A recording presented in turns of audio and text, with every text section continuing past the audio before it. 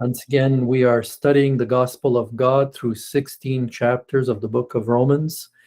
We thank you that your Holy Spirit inspired the Apostle Paul to give us the Gospel in full detail, and we pray that every class will give us an understanding of the Gospel.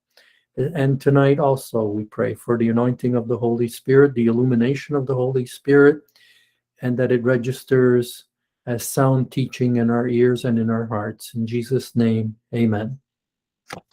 All right, we are in Romans class number 4. Let's start with the 4th verse. So we're Romans chapter 1, verse 4. Donc, nous sommes dans le cours Romains, classe 4, et on va commencer dans Romains chapitre 1, verset 4.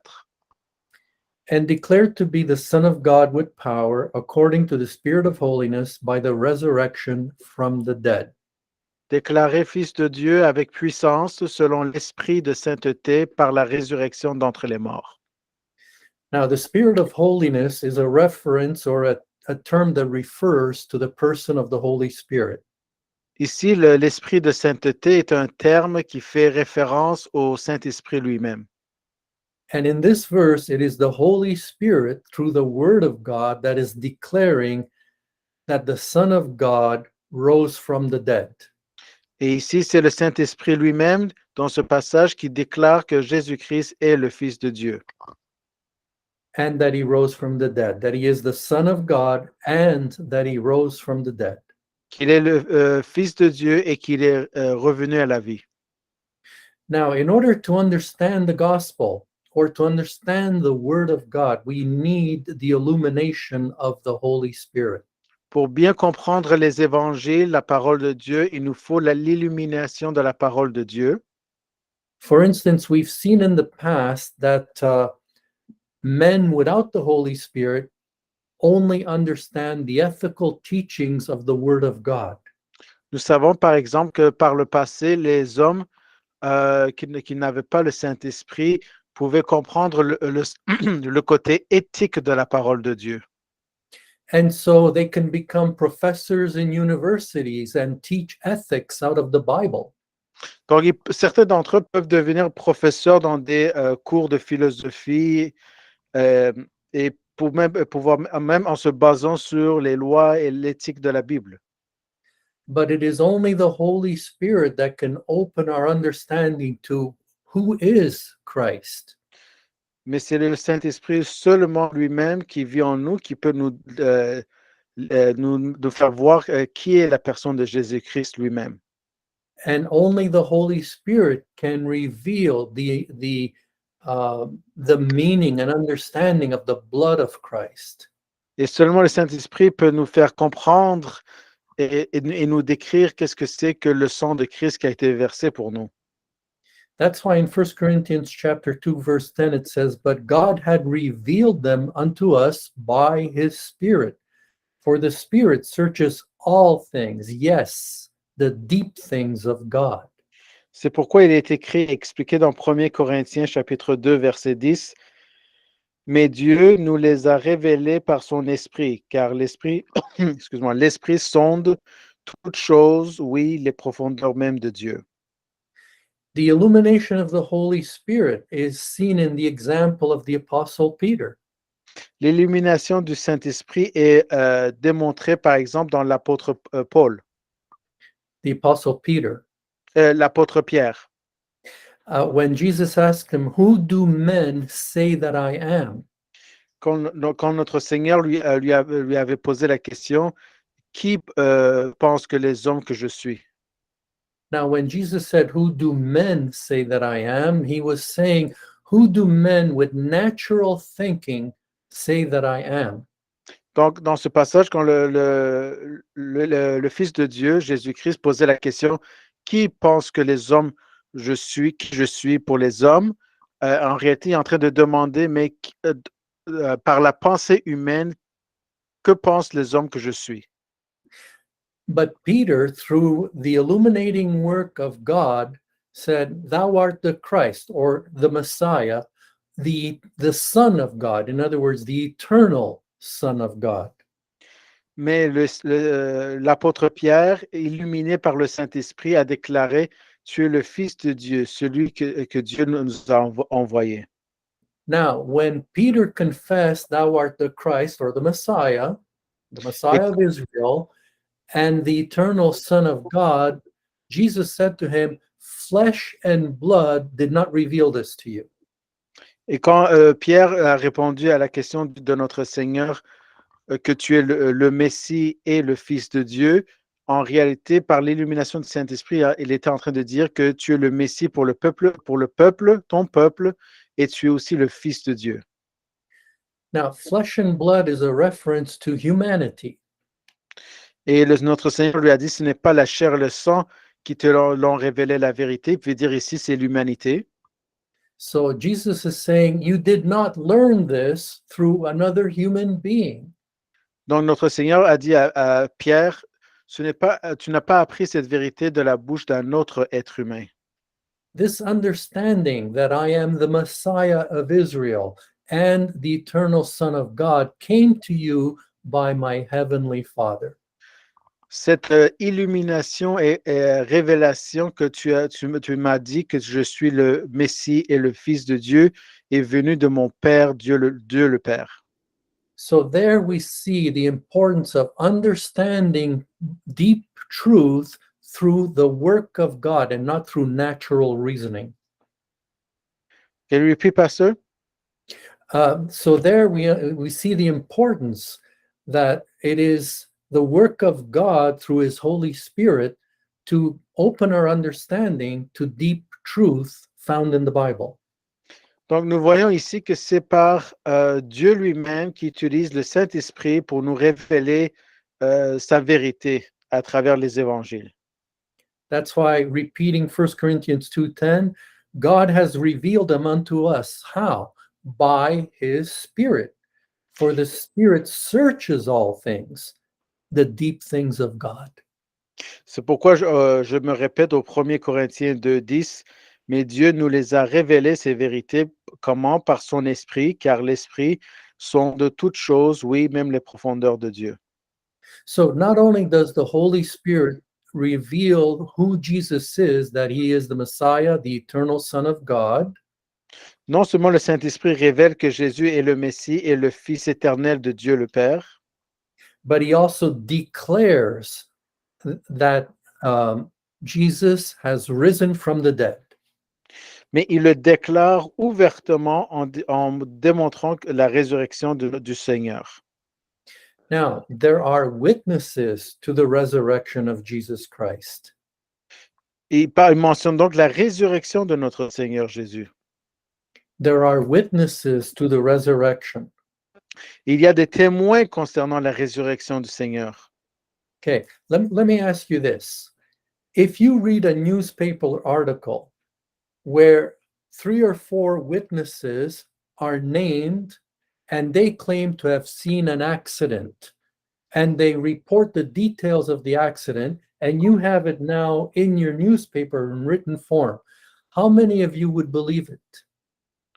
Donc, voici un exemple. Si un jour vous décidez de prendre un journal et vous lisez un article concernant un accident qui a été rendu témoin par 4 témoins qui l'ont vu visuellement l'accident, How many of you would believe the article? combien d'entre vous vont croire l'article suivant? I would say that 99.99% of you would believe it. Je dirais que 99,999% d'entre vous vont croire l'article. Because it is verified by witnesses. Car l'incident a été rapporté et vérifié par 3 à 4 témoins. Okay, now listen to this amazing fact about the resurrection of Christ. Donc, écoutez pour cet fait véritable concernant la résurrection du Seigneur. 1 Corinthians 15, which is a whole chapter about resurrection. 1 Corinthiens 15 mentionne la doctrine de la résurrection du Seigneur. And in verse 5, it says, and that he was seen of Cephas, meaning the apostle Peter, then of the 12. After that, he was seen of above 500 brethren at once, of whom the greater part remain unto this day, which means the people alive then could go and ask the witnesses because they were still alive and they saw his resurrection. But some have fallen asleep. After that, he was seen of James, then of all the apostles, and last of all, he was seen of me also as one born out of due time, written by the apostle Paul. Donc ici, dans 1 Corinthiens 15, 5, au verset 5, il mentionne tout le témoignage de la résurrection du Seigneur et qu'il a été vu de Céphas, c'est-à-dire Pierre, puis des 12. Après cela, il a été vu de plus de 500 frères à la fois, dont la plus grande partie reste jusqu'à présent, c'est-à-dire même les gens, au moment où l'apôtre Paul écrivait, ils pouvaient aller, les apôtres étaient vivants, pouvaient aller leur demander le témoignage, mais certains se sont endormis. Après cela, il fut vu de Jacques, puis de tous les apôtres, et enfin, il a été vu de moi aussi comme d'un homme né hors du temps. Now, if we are willing to believe a newspaper article that had only 4 witnesses of an accident, why would we not believe a written report that had over 500 witnesses, plus the apostles, plus James, plus the apostle Paul? Alors, si nous, en tant qu'êtres humains, nous sommes prêts à accepter l'existence d'un accident qui est survenu témoigné par 4 témoins, alors pourquoi trouvons-nous difficile de croire la résurrection rapportée par témoignage visuel et audio par 500 personnes, plus les 12 apôtres, plus l'apôtre Paul? So, if the word of God declares the resurrection, Si la parole de Dieu proclame la résurrection, and if the power of Christ is manifested by the resurrection, si la puissance de Christ se manifeste par la résurrection, and if there are witnesses to the resurrection, et s'il y a des témoins de la résurrection, then why will men not believe? alors pourquoi les hommes ne croiront-ils pas? The answer is that men do not believe because they are determined not to believe. La réponse est ceci, les hommes ne croient pas parce qu'ils sont décidés de ne pas le croire.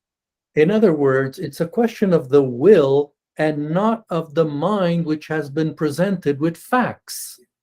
Dans le fond, c'est une question de la volonté, d'une volonté et non pas un état de conscience qui reconnaît les faits. Now, we have a perfect example in the Bible of people who have been given facts and yet refuse to believe. Nous trouvons des exemples parfaits dans la Bible où il y a la détermination à ne pas croire au Christ dans plusieurs histoires. So we see, for instance, in the story of Lazarus, a determination by some people not to believe on Christ, even though they saw Lazarus resurrect from the dead. Nous voyons par exemple cette histoire vraie dans la Bible, la détermination des gens à ne pas croire au Christ dans l'histoire de Lazare, même s'il a été ressuscité par les morts par notre Seigneur Jésus-Christ. So we find that story in John chapter 11. Nous lisons cette histoire dans Jean 11, 43. In verse 43, it says, when he had thus spoken, he cried with a loud voice, Lazarus, come forth. And he that was dead came forth. Jean 11, 43. Et ayant ainsi parlé, il cria d'une voix forte, Lazare sort, et celui qui était mort sortit. You would think that everyone who saw Lazarus raised from the dead at the command of Jesus Christ would put their faith in Jesus Christ. Who had ever done such a miracle? Probablement, si vous vous poserez la question, si tous ces gens témoins quand le Seigneur a parlé et crié que Lazare sort, ne vont-ils pas croire quand ils ont vu le mort sortir de sa tombe pour revenir à la vie, ne vont-ils pas croire? But some who saw it were against Christ, so much so that they went to the Pharisees and the Pharisees became determined to kill him. Mais cela, au lieu d'amener les gens qui ont vu Lazare sortir de la tombe à croire au Seigneur Jésus-Christ, certains sont même allés vers les pharisiens qui ont décidé de le tuer Jésus. So if we go down from verses 43 and 44 to verse 53, it says, then from that day forth they took counsel together, a conspiracy, for to put him to death. Et si vous partez de Jean 11, 43, 44, vous descendez jusqu'à ce verset 53. Dès ce jour-là, ils tinrent conseil, les pharisiens, pour le faire mourir. So the question becomes, did they not believe because they didn't have the facts? Donc, le voici ce fait. Est-ce qu'ils n'ont pas cru parce qu'ils n'ont pas été témoins de ce qui est arrivé? Was it a question of their mind not having the facts? Était-il une question de leur esprit qui n'a pas été capable de voir les faits? Or did they just determine not to believe on Christ in spite of the facts given to their mind? Ou où ils ont été déterminés à ne pas croire à Christ malgré les faits qui ont été présentés ou les faits accomplis? That's why I said at the beginning that people refuse to believe on Christ not because they don't believe the facts, but because they make a determined will not to believe on him. C'est pourquoi nous avons déjà expliqué au début de ce cours que ce n'est pas parce que les gens qui sont présentés devant les faits que c'est une question de conscience et d'esprit qui refusent de croire en Jésus-Christ malgré les faits présentés et les témoignages, mais parce qu'ils sont déterminés absolument à ne pas le croire. That's why you cannot argue people into the kingdom by presenting them facts. C'est pourquoi vous ne pouvez pas amener les gens au royaume de Dieu en présentant les faits. You must present the word of God and then depend on prayer and the Holy Spirit to open minds, to touch hearts so that they have a repentance, meaning a change of mind to believe on Christ. C'est pourquoi vous devez juste prêcher l'Évangile, puis ensuite prier pour que la parole rentre dans leur cœur et dans leurs pensées, qu'ils se repentent et afin qu'ils puissent réellement croire. Now, concerning the resurrection, it's not only the Holy Spirit who declares that Jesus is the Son of God.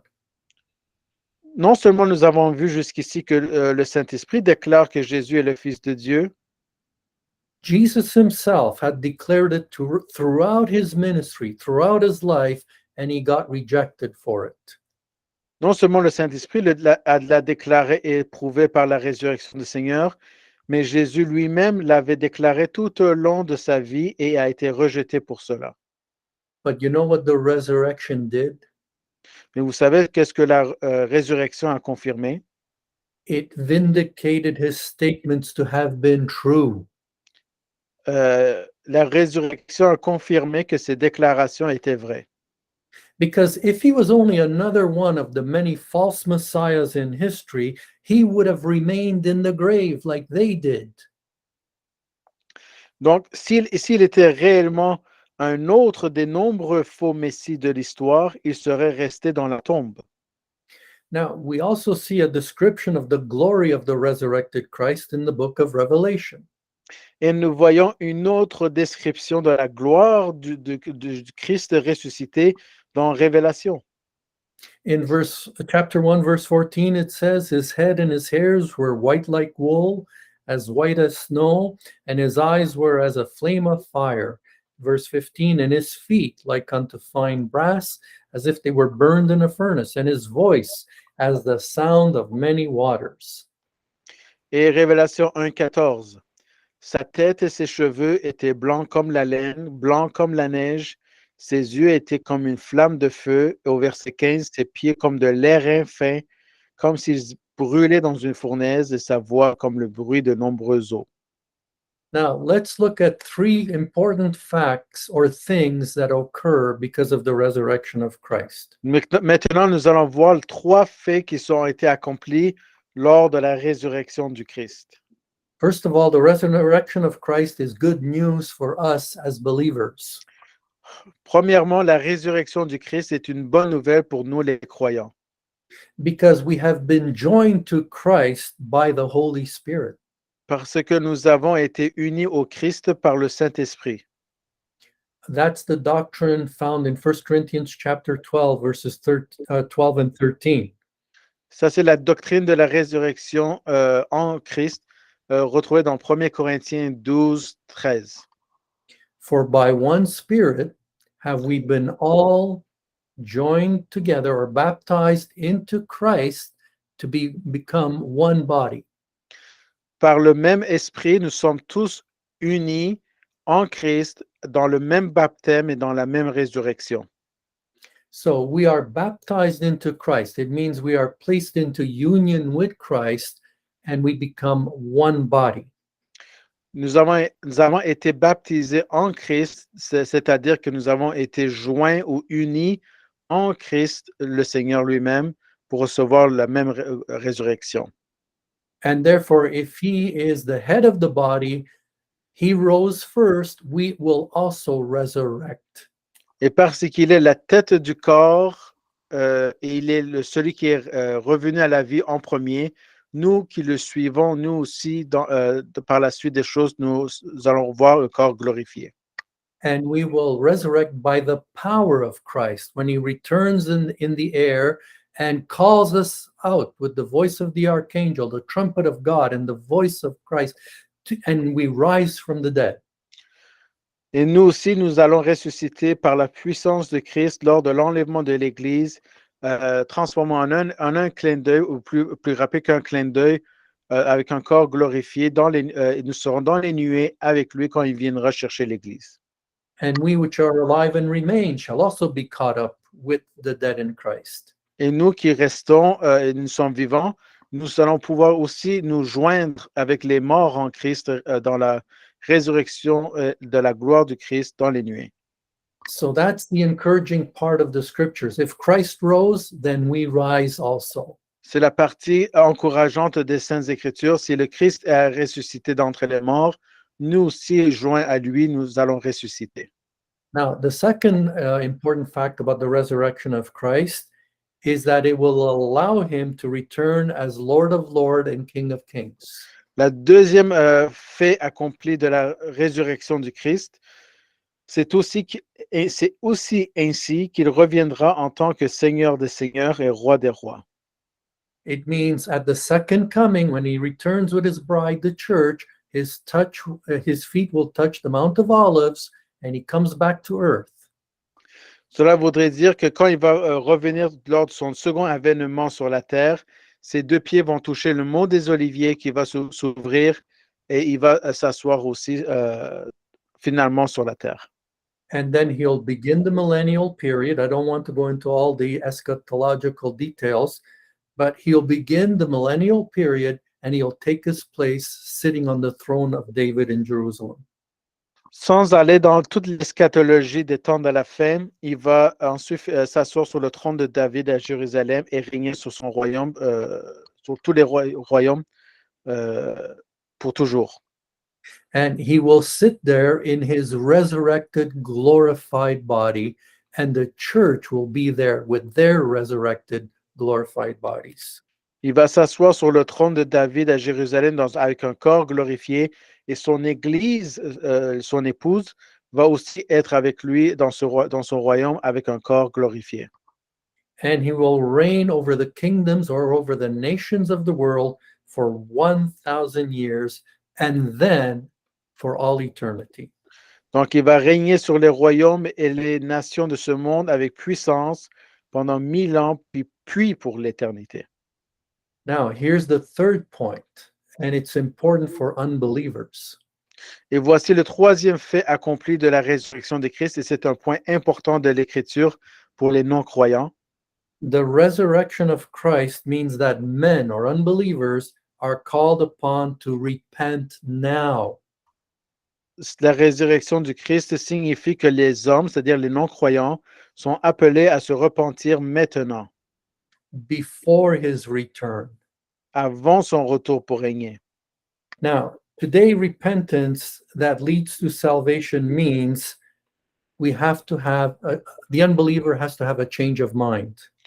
Ici, la repentance dans ce contexte, avant qu'il n'arrive, signifie que le non-croyant doit changer de point de vue.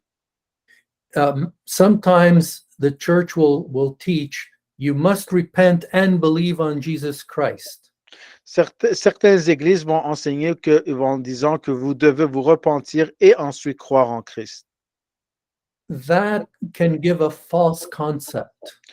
ces paroles peuvent donner une mauvaise concept.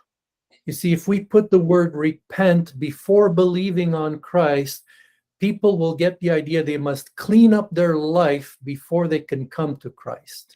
Si nous disions que les gens se repentent et ensuite mettent leur foi en Christ, ça peut donner la mauvaise idée à certaines personnes de dire, ben, je dois d'abord nettoyer toute ma vie personnelle avant que je vienne à la foi en Christ. Now, there is a repentance that saves. Il y a une repentance qui sauve. So it's not, I clean up my life and then I'm acceptable to come to Christ. Ce n'est pas je nettoie ma vie personnelle puis je viens en foi en Christ. It is, I change my mind and I do a 180-degree turn. C'est je change mon point de vue concernant Christ et je change de direction 180 degrés. The first thing I must change my mind about if I am an unbeliever La première chose que je dois changer de point de vue quand je suis un non-croyant, I must change my mind about salvation. je dois changer mes pensées concernant le salut. In other words, I must do a 180-degree turn from trusting in my good works and in myself to merit salvation to trusting in Christ alone for my salvation. That is the repentance or a change of mind that saves.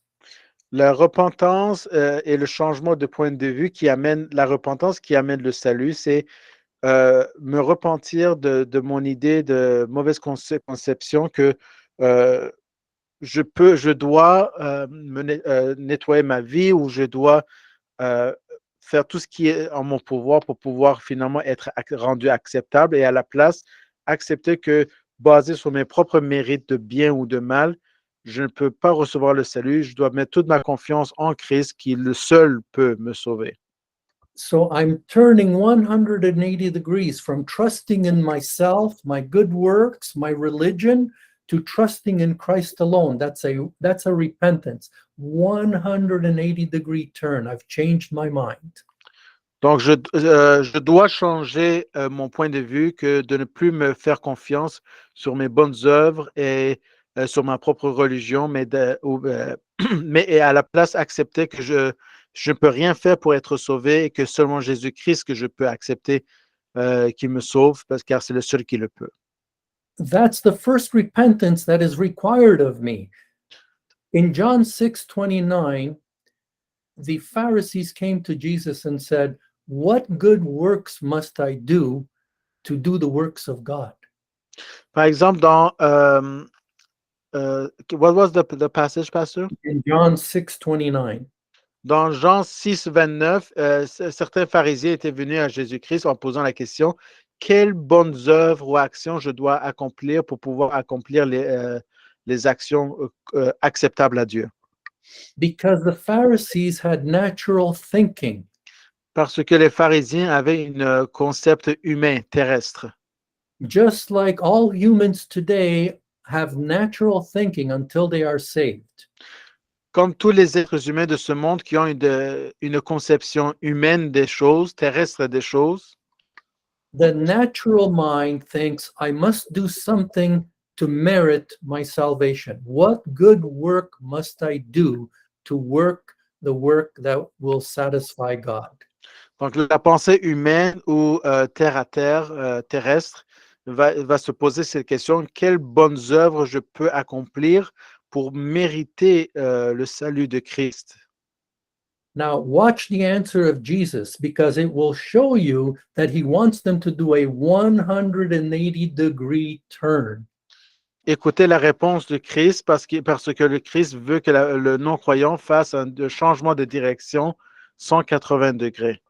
He wants them to turn 180 degrees from trusting in their good works to believing on the Lord Jesus Christ. It's a 180-degree turn. Donc, le Christ veut qu'il fasse un changement de rotation de 180 degrés de direction, de passer de confiance en eux-mêmes et leurs bonnes œuvres pour la méritocratie, pour plutôt accepter que seulement Christ est capable de les sauver. He says, this is the work of God. Il dit, ceci est la volonté de Dieu, the work of God. l'œuvre de Dieu. This is the work of God, that you believe on him who he has sent. Ceci est l'œuvre de Dieu, que vous croyez en celui qui l'a envoyé. Do you see how he's asking them to have a repentance, a change of mind? Vous voyez comment par ce passage, il demande un changement de direction aux hommes. A change of mind from stop trusting in something you can do, some good work you can do, to put your faith in me alone for your salvation.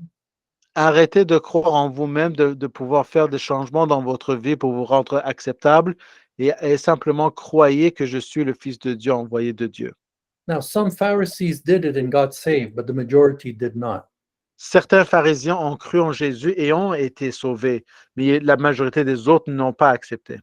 Here's another example found in Acts chapter 17, verse 30. And I'm hoping I'm making it clear that repentance and faith happen at the same time. Et voici aussi un autre passage dans Actes 17-30 et j'espère que ces passages et ces exemples vont vous montrer la connexion entre la repentance et la foi. Repentance from sin is more a work that a believer has to do, but a change of mind about Christ is the first step towards salvation.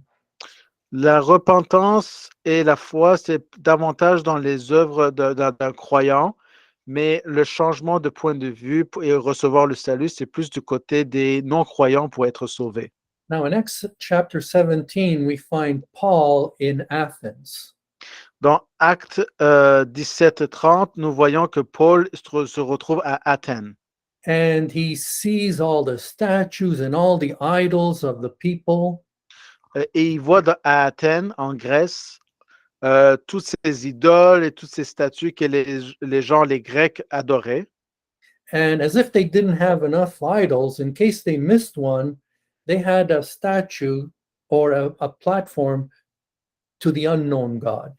In case there's a God we don't know.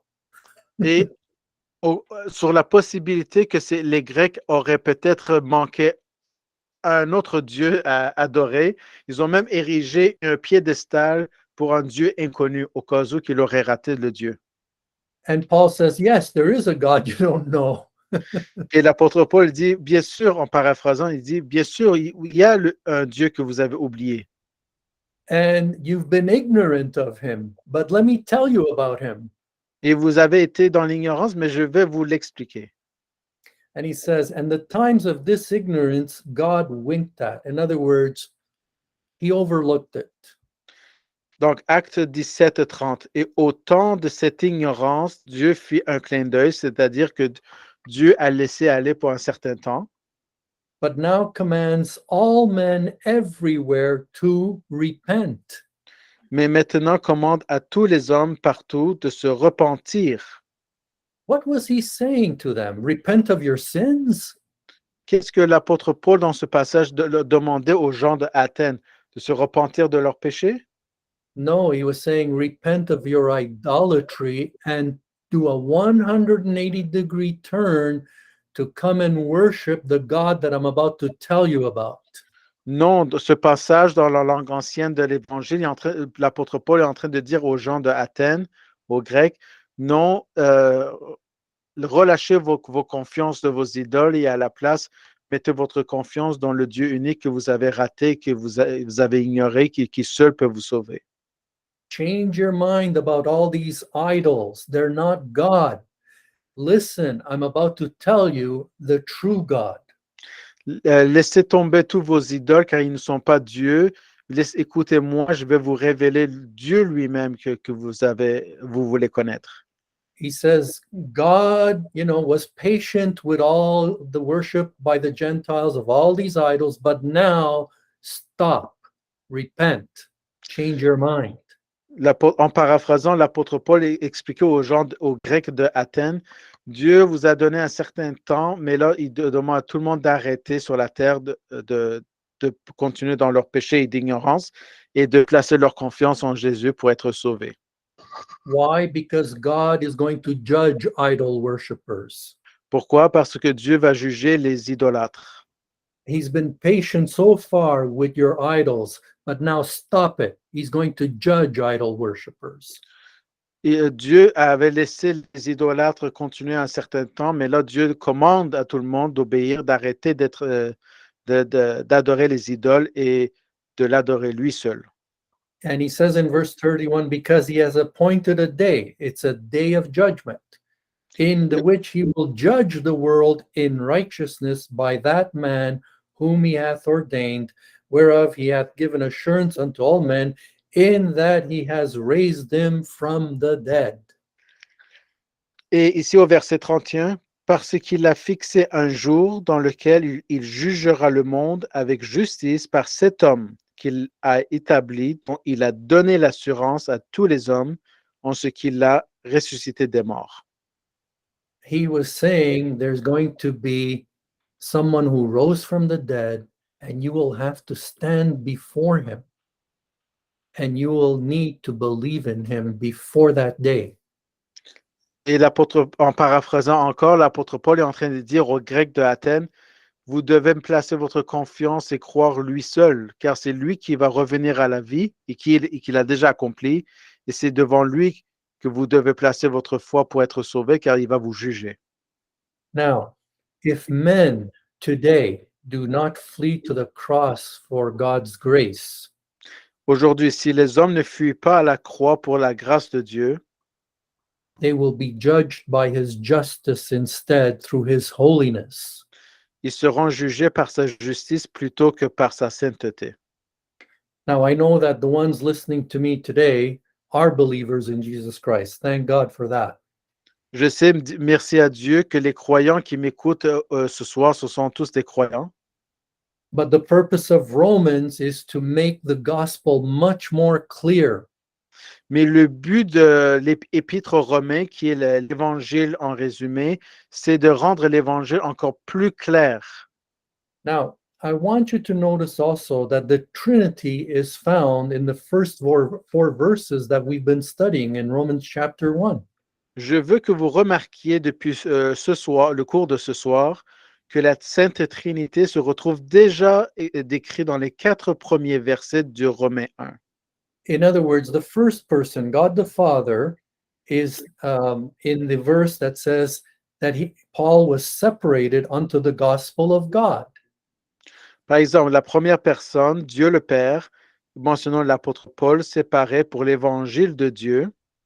The second person, God the Son, is declared to be the Son of God with power. That's in verse 4. Et deuxième personne, Dieu le Fils, déclaré être le Fils de Dieu avec puissance. Ça, c'est verset 4. And also in verse 4, the third person, God the Holy Spirit, is mentioned, where it says, according to the Spirit of holiness. Et au troisième personne, Dieu le Saint-Esprit, au verset 5, selon l'esprit de sainteté. The Bible, from Genesis to Revelation, is a progressive revelation. La Bible entière, de Genèse jusqu'à Révélation, est une révélation progressive de la personne de Dieu. We progress in our understanding from Genesis to Revelation. Nous réalisons progressivement les révélations ou la révélation que Dieu donne de lui-même, de Genèse jusqu'à Révélation. Why does God teach us progressively? Pourquoi Dieu nous enseigne progressivement? For the same reason that the first thing you teach a child about math is 2 plus 2 is 4. Pour les mêmes raisons que vous enseignez à votre petit enfant les mathématiques de base, que 2 plus 2 font 4. They cannot understand algebra, trigonometry, etc., the higher math. They need 2 plus 2 is 4 first. Pour les mêmes raisons que votre enfant ne peut pas réaliser ou comprendre les mathématiques supérieures d'algèbre et de trigonométrie, ils doivent d'abord passer par les mathématiques de base. So the doctrine of the Trinity is progressively revealed throughout the Bible until there's a full understanding. Donc, la doctrine de la Sainte Trinité est révélée progressivement de Genèse jusqu'à Révélation. what I mean by a full understanding is none of us could really understand the Trinity, how God could be three persons and yet one God. Je sais que c'est quand même difficile pour nous, même les croyants, de réaliser, de comprendre toute la complexité de la Sainte Trinité de Dieu, trois personnes en un. So, what I mean by a full understanding is that we've come to a full understanding that the doctrine of the Trinity exists progressively throughout the Bible. Ce que j'essaie d'expliquer, que c'est toute la complexité de la Sainte Trinité est révélée progressivement à travers la Bible pour nous aider à comprendre. Now, watch how God begins the teaching of the Trinity right in the very first verse of Genesis chapter 1. Écoutez comment Dieu révèle déjà la révélation de sa Trinité, déjà dans Genèse chapitre 1. And he continues it. In verse 26, it says, And God said, Let us make man in our image, after our likeness. Donc, et dans Genèse 1, 26, et Dieu dit, faisons l'homme à notre image, selon notre ressemblance. Then in verse 27, so God created man in his own image. In the image of God created he him, male and female created he them. Et au verset 27, ainsi Dieu créa l'homme à son image, à l'image de Dieu, il le créa, mâle et femelle, il les créa. Now, in verse 1, in the beginning, God, the word is Elohim. Ici, dans Genèse 1, au verset 1, le premier mot concernant Dieu, c'est Dieu et Elohim. It is the plural masculine noun, meaning the Almighty, but it is a plural noun. C'est un nom masculin pluriel, signifiant tout-puissant, mais c'est au pluriel. If it would have been singular, we would have had the name El, like El Shaddai. Si elle était un nom masculin singulier, il aurait été El, comme El Shaddai. But it's Elohim. When you add the word I am to a singular Hebrew noun, it becomes a plural noun. Mais c'est plutôt, quand vous rajoutez le mot IM dans Elohim, ce n'est plus d'une seule personne que vous êtes en train de parler, mais de plusieurs personnes. So the word Elohim is plural, but it is the name of God at the beginning. Donc, le mot, c'est Elohim. C'est donc un nom masculin, mais qui est au pluriel, signifiant So tout-puissant. when you go down to verse 26, this is why Elohim, God, in the plural form, said, Let us make man in our image. He did not say, Let me make man in my image. Et si vous relisez Genèse 1, verset 26, il dit Dieu, Elohim, dit faisons l'homme à notre image. Il n'a pas dit je vais faire l'homme à mon image, c'est faisons l'homme à notre image. Now, because man is created in the image of God, believe it or not, we are a Trinity. Parce que l'homme est créé à l'image de Dieu, croyez-le ou non, nous sommes aussi une trinité dans notre être. Let me show you this. In Genesis chapter 2, verse 7, it says, And the Lord God formed man of the dust of the ground and breathed into his nostrils the breath of life, and man became a living soul. In that verse, you have the human Trinity, and I'll show you how. Par exemple, dans Genèse 2, verset 7, l'Éternel Dieu forma l'homme de la poussière du sol et souffla dans ses narines un souffle de vie, et l'homme est devenu une âme vivante. Déjà dans ce verset 7 au chapitre Genèse 2, voici la trinité de l'homme et je vais vous expliquer comment. All right. You may say, where do you see the Trinity in that statement, the human Trinity in that statement? Je sais que vous allez peut-être vous poser la question, mais où vois-tu la trinité de l'homme dans ce passage? All right. First, we see the body of man. It's made of dust, the dust of the ground. Premièrement, nous voyons le corps de l'homme. Il est conçu par la poussière. And then when the Holy Spirit breathed into that physical form made of dust, Et quand le Saint-Esprit a soufflé le souffle de la vie dans ce corps fait de poussière, that body became a living soul. le corps est devenu une âme vivante.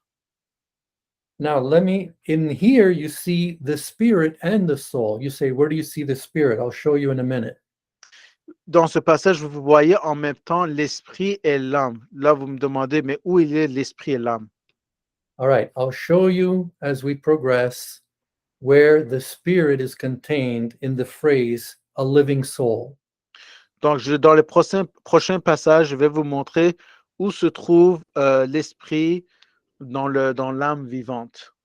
Because a living soul includes the human spirit, and man is housed in a body. The soul and spirit of man are housed in a body made of dust.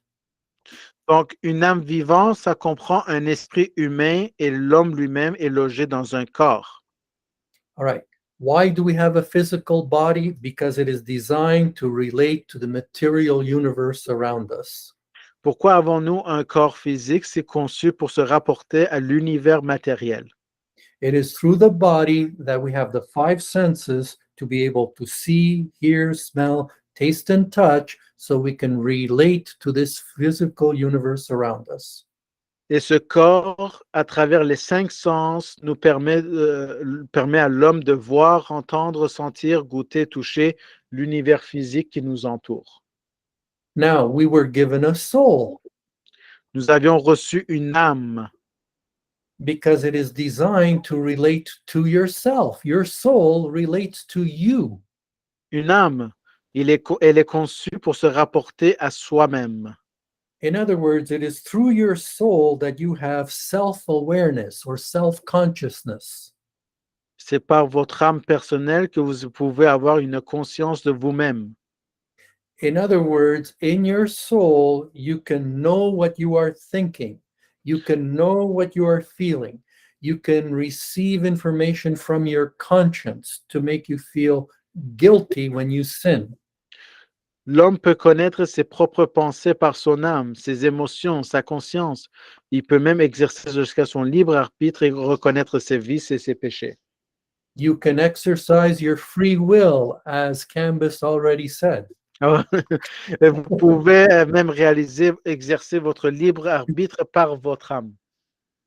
The spirit was designed to relate to God. So the soul is designed for you to be self-aware of your thoughts, your feelings, your will, and your conscience.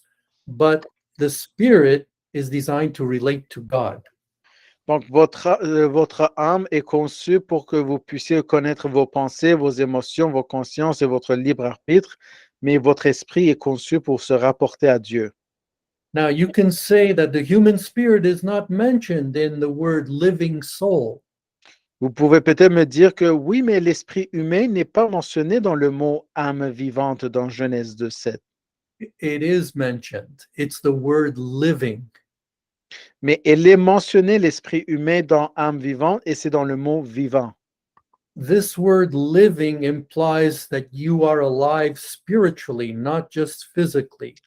Le mot vivant dans âme vivante implique que vous vivez spirituellement et pas seulement physiquement. It is a reference to the human spirit that is alive in relation to God.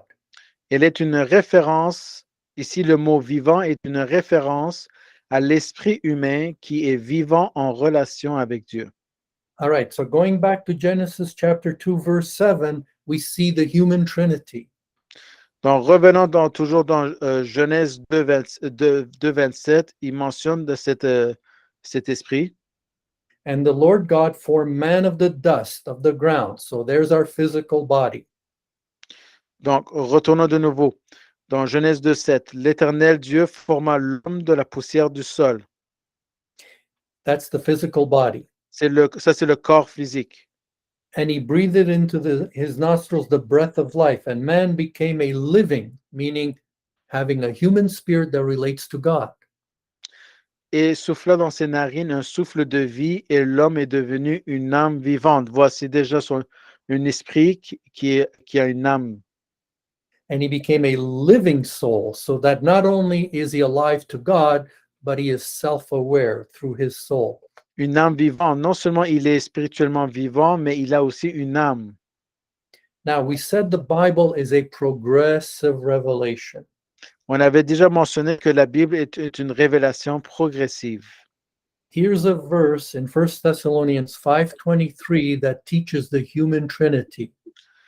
Voici un autre passage dans 1 Thessaloniciens 5:23 qui nous donne la doctrine de la Trinité de l'homme. And again, I'm repeating about the fact that man is a human trinity to show you that God himself can be a trinity. Je vous montre ces faits accomplis, ces doctrines et ces passages qui nous expliquent et nous enseignent la Trinité de l'homme parce que nous sommes à l'image de Dieu pour vous expliquer la Trinité de Dieu. So in 1 Thessalonians chapter 5, verse 23, we read, "And the very God of peace sanctify you wholly. And I pray God, your whole spirit and soul and body be preserved blameless unto the coming of our Lord Jesus Christ." 1 Thessaloniciens 5:23.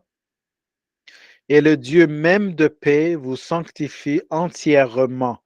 Je prie Dieu que tout ton esprit, ton âme et ton corps soient préservés sans reproche jusqu'à la venue de notre Seigneur Jésus-Christ. Now, Adam was a human trinity, body, soul, and spirit. Adam était un être humain qui avait la Trinité humaine. What did sin do to Adam and all the descendants of Adam? Qu'est-ce que le péché a causé dans l'homme trinitaire qui est Adam et tous ses descendants?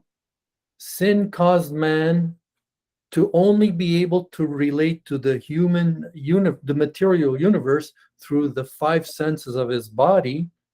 Le péché avait causé l'homme de ne pouvoir seulement entrer en relation qu'avec son univers matériel à travers son corps And to self-awareness through the soul, et à sa conscience personnelle par son âme, but not to God through the human spirit. That relation was broken through sin. mais pas à Dieu par l'esprit humain. Cette relation a été brisée.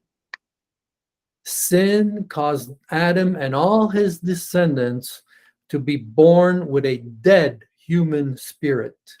Le péché a causé l'homme, Adam, et tous ses descendants qui soient nés avec un esprit humain qui est mort. It means that the human spirit of every person born into the world is born dead in the sense that it cannot relate to God. Sin, the sin nature that we are born with, makes us dead to God. Cela veut dire en d'autres termes que pour toute personne qui a le privilège d'être né dans ce monde physique, ils vont naître avec un esprit humain qui est mort, c'est-à-dire qu'ils vont naître sans pouvoir entrer par leur esprit en relation directe avec Dieu. So that spirit must come alive in order to have a relationship with God, because we relate to God through the human spirit. Et donc, dans le sens où c'est par cet esprit humain de l'homme doit reprendre vie pour entrer en relation éternelle avec Dieu que nous avions eu auparavant. This is why Jesus told Nicodemus, "You must be born again Et c'est in pourquoi, order to enter the kingdom of heaven." dans Jean 33, Jésus a expliqué au pharisien Nicodémus que tu dois être né de nouveau pour pouvoir entrer dans le royaume. So the unregenerate man, therefore, can only think in human terms. Donc, l'homme non régénéré ne peut penser qu'en sagesse humaine, In human wisdom and sometimes receiving demonic wisdom. non seulement en sagesse humaine, mais parfois, en certaines circonstances, même de la sagesse démoniaque. But he cannot relate to the wisdom of God because his human spirit is dead. Mais il ne peut pas se rapporter à la sagesse de Dieu car son esprit humain est mort pour Dieu. James 3:15 says there's a wisdom that descended not from above. It's earthly, meaning of this earth. There's a wisdom of this earth. It's sensual, meaning from the collection of information by our five senses. And it is devilish, even receiving thoughts from the demonic world.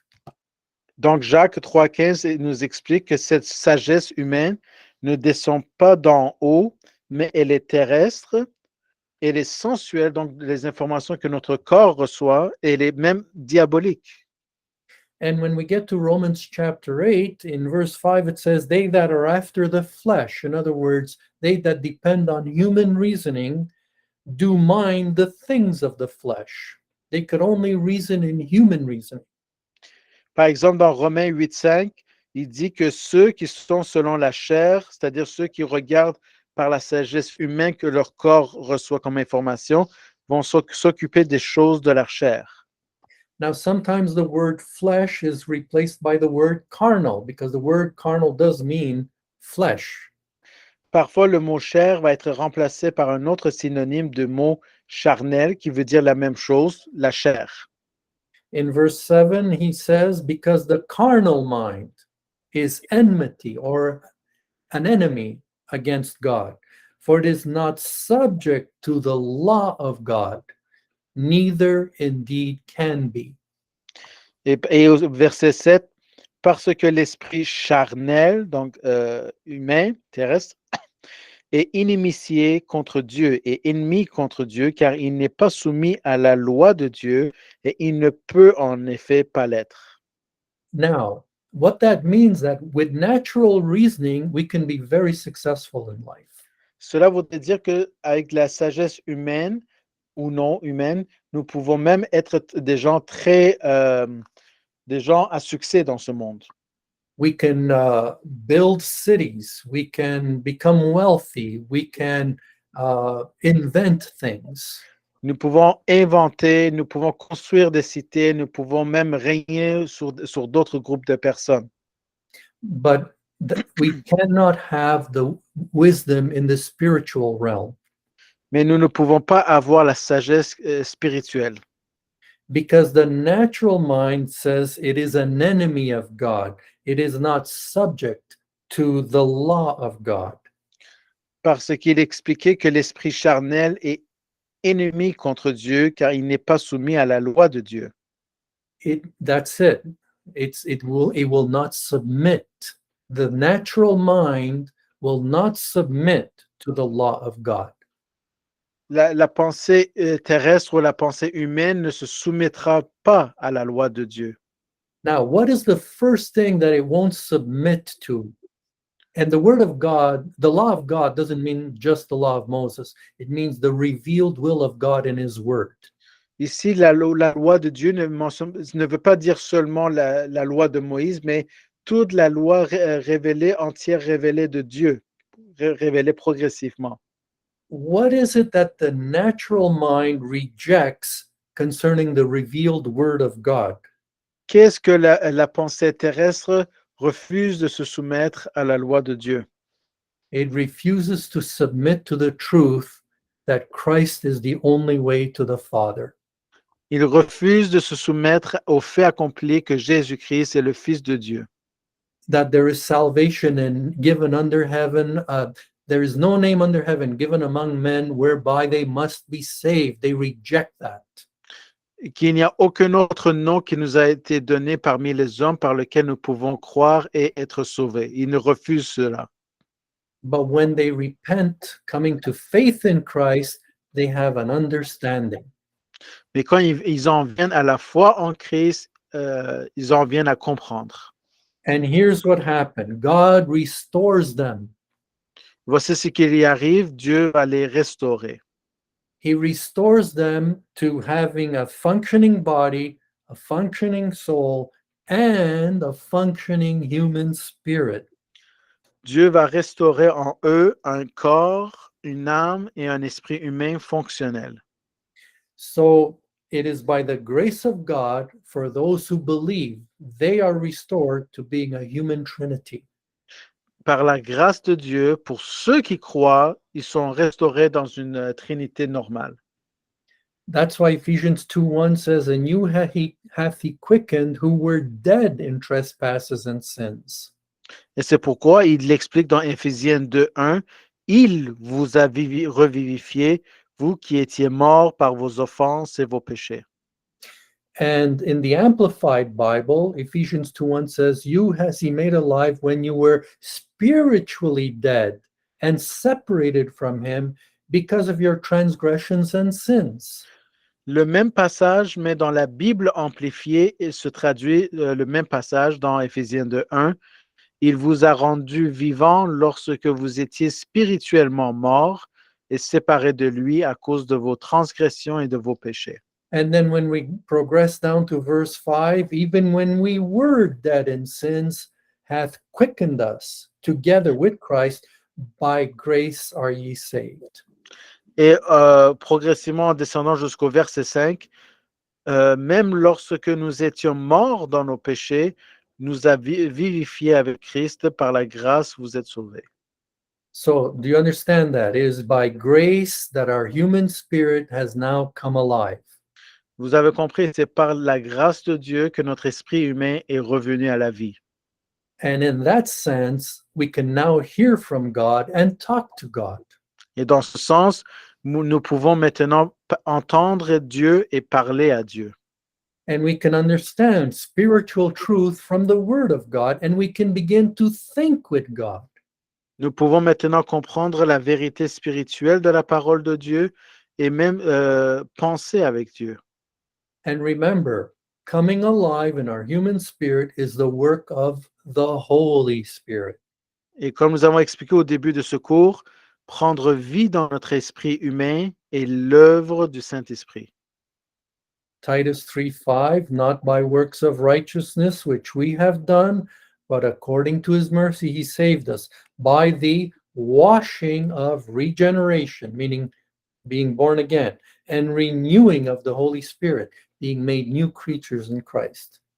C'est pour ça qu'il explique dans Tite 3:5, ce n'est pas par les œuvres de justice que nous avons faites, mais selon sa miséricorde, il nous a sauvés par le baptême de la régénération, d'être né de nouveau donc, et le renouvellement du Saint-Esprit. So therefore, only a born-again believer is restored to being a fully functioning human trinity, body, soul, and spirit. Par conséquent, seul un croyant né de nouveau est restauré pour être une trinité humaine fonctionnelle avec un corps, âme et esprit. All right, Father, we thank you for this further teaching in Romans. We ask that you bless it to our hearts. In Jesus' name, amen. Amen. All right.